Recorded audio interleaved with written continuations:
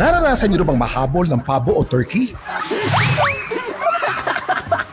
Mukhang hindi pabor ang mga pabo sa babaeng nasa video. Ang mga pabo merong pecking order eh. Ika nga, kailangan meron siyang pinaka-leader o yung dominant. And usually, nagko-compete sila among each other. Tapos, highly territorial.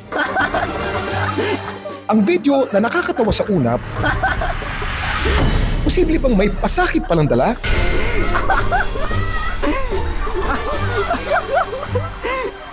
Sa comment section ng video, magkahalong natawa at nangamba mga netizen. 30 na ako ngayon pero takot pa rin ako dyan, lalo na pag yung lalaki na pabo. May phobia ako sa hayop na to. Ulok, ulok, ulok, ulok, ulok. Lagi raw, ma'am. Paano po tunog po ng pabo? Sabi ng pabo. Medyo tama po kayo. Ang tunog po ba ng pabo ganito? Ulok, ulok, ulok, ulok, ulok, ulok, ulok, ulok, ulok, ulok, ulok, ulok, ulok, ulok, ulok. Alam niyo bang very unique ang ginagawang tunog ng mga pabo? Kaya nila makagawa ng iba't ibang mga tunog tulad ng gobbles, purrs, yelps, and clucks. Ang mga lalaking pabo naman ay gumagamit din ng mga tunog para maka-attract ng mate. Dami mong alam, Kuya Kim. Dito sa Iligan City, nakilala namin ang babaeng hinabol ng pabo sa video. Vivian, ikwento mo naman sa amin, paano ka hinabol ng pabo? Hello po Kuya Kim.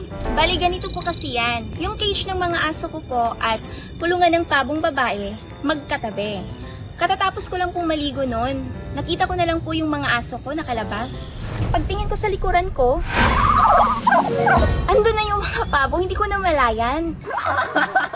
Tapos, papalapit sa akin na parang tutuka talaga. Sinipa ko. Doon na sila parang na-trigger.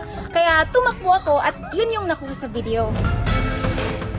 Nagtamo naman ang ilang gasgas si Vivian. Ano bang dapat gawin kapag may mga pabo sa inyong paligid?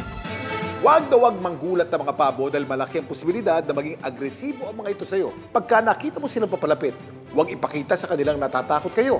Senyalis kasi ito sa kanila na sila ang mas dominant at powerful, kaya aatake sila. Kuya Kim, ang dami mong alam. Okay, Doc.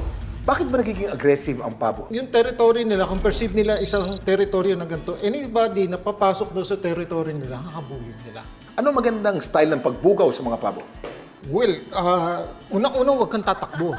Assert mo lang, slowly, yung stand your ground. Tapos gradually, move away ka. Kung makalmot man ng pabo, ano ba ang dapat gawin? Kung mga scratches yan, linisin mo, lagyan mo ng first aid na medication. Konting galos lang naman po, namula pero nawala din agad. May mga hayop na chill man sa unang tingin. May tendency pa rin na kayo habulin.